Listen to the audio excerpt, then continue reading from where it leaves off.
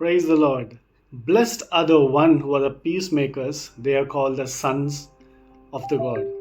మనలో చాలా మందికి శాంతిని నెలకొల్పుదామని అనుకుంటాం, ప్రశాంతమైన జీవితం కోరుకుంటాం, అన్నిట్లో కూడా చాలా పీస్ఫుల్గా ఉందామని చెప్పి ఈ లోకం సంబంధించినవన్నీ కూడా సంపాదించుకునే రోజు కూడా అవి సంపాదించుకునే పరిస్థితికి పరిగెడుతూ ఉంటాం. మనం కావాల్సిన డబ్బు, ధనం ఏదైనా సరే ఇవన్నీ కూడా మనకి శాంతిని ఇస్తాయని. అయితే దేవుని వాక్యం చెప్తుంది, ఎవరు కూడా మనం శాంతి కలిగి ఉండలేం. మనలో ఎప్పుడూ కూడా అశాంతే ఉంటుంది. ఎందుకంటే you are in the trouble of this world. ఈ లోకంలో ఏముందంటే శాంతి లేదు. There is no peace, there is only trouble in this world. అయితే ఇటువంటి స్థితిలో way to find the peace. God says in Yohanu సువార్త 16:33 చూసినట్లయితే, నా ద్వారా మాత్రమే మీకు శాంతి కలుగుతుంది. ఈ లోకంలో మనకేముందంట, ఈ లోకంలో మనకి అశాంతి మాత్రమే ఉంది, మనకి ఇబ్బందులు ఉన్నాయి, మనకి ఇక్కట్లు ఉన్నాయి. ఇవన్నిటిని కూడా జయించాలి అంటే క్రీస్తు ద్వారా మాత్రమే మనకి శాంతి కలుగుతుంది. Praise the Lord. అయితే ఈ శాంతిని దేవుడు వాక్యం చెప్తుంది మత్తయి సువార్త 5:9. క్రీస్తు ద్వారా ఉన్న ఈ శాంతిని మనం ఎప్పుడైతే పొందుకుంటామో ఇది నెలకొల్పడానికి ప్రయత్నించాలి. మనం శాంతిని నెలకొల్పడానికి ప్రయత్నిస్తే మనం దేవుని వారసులు అవుతా ఉంటాం. మనం దేవుని వారసులు అన్నమాట. ఎందుకంటే ఒక కుమారుడికి తన తండ్రి ద్వారా వారసత్వం వస్తుంది. చాలామంది అంటాం, కొంతమందిని చూసి ఈ గుణాలు, అరే అచ్చం వాళ్ళ తండ్రిలా చేస్తున్నాడు, వాళ్ళ నాన్న కూడా ఎంతో ఇలాగే తినేవాడు, వాళ్ళ నాన్న కూడా ఎంతో ఇలాగే మాట్లాడేవాడు. అయితే కొన్ని గుణాలు వాళ్ళ తల్లిదండ్రుల నుంచి మనం ఎంపిక చేస్తూ ఉంటాం. అయితే యేసుక్రీస్తు ప్రభువారు అంటున్నారు, ఎవరైతే శాంతి స్థాపకులుగా ఉంటారో ఆ యొక్క గుణం మాత్రం క్రీస్తు నుండి వచ్చిన గుణం అంట. ఆ యొక్క గుణం దేవుడి నుంచి వచ్చింది. వాళ్ళందుకే వాక్యం చెప్తుంది, శాంతి స్థాపకులై ఉండితే ఎవరైతే శాంతిని నెలకొల్పుతారో వాళ్ళు దేవుని కుమారులు అని పిలువబడతారట. Praise the lord.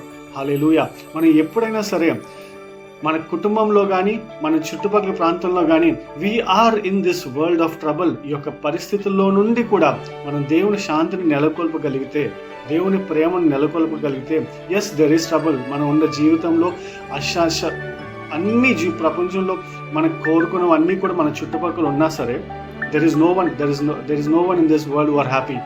ఎంత ధనవంతుడైనా సరే ప్రశాంతంగా పడుకోడు. ఎంత ధనవంతుడు అయితే నీకు అంత అశాంతిగా ఉంటావు.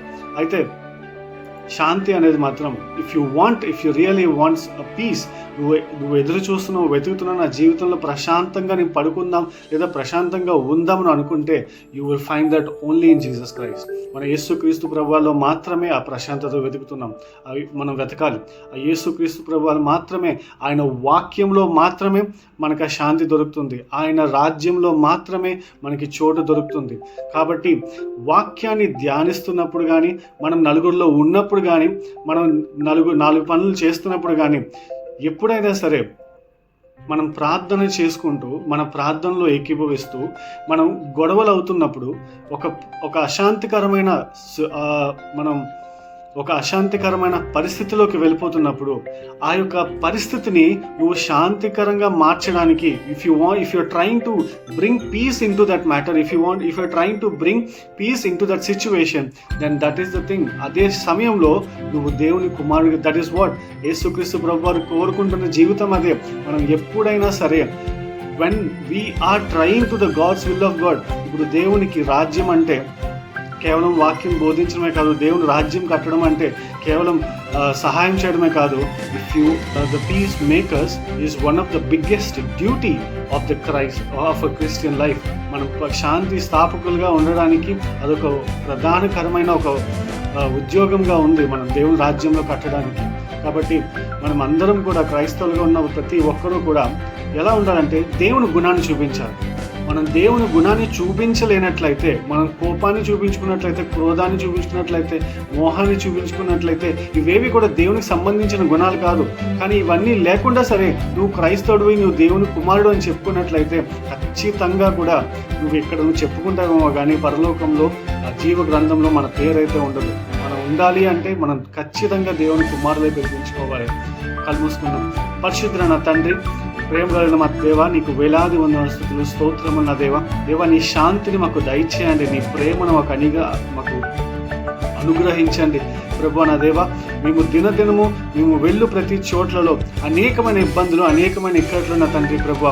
కానీ దేవా, ఈ ప్రశాంతమైన మనస్సుని మాకు ఆలోచింపజేసే మనసును దయచేయు దేవ. ఎప్పుడైనా సరే కోపమించుకునే పరిస్థితి వచ్చినప్పుడు దేవ, ఎప్పుడైనా సరే దేవ నా ప్రభు, మేము ఆ యొక్క పోరాడాల్సిన విషయం వచ్చినప్పుడు నా తండ్రి ప్రశాంతమైన మనసును దయచే నా ప్రభు. నీ వాక్యాలతో మాతో మాట్లాడే నా తండ్రి యేసయ్యా, సాధ్యమైనంత వరకు కూడా నా ప్రభు దేవ శాంతిని నెలకొల్పే వాళ్ళుగా ఉంచమని ఈ మనవులని మా నాథుని యేసుక్రీస్తునామములో వేడుకున్నాం, కృప కలిగిన మా తండ్రి. ఆమేన్.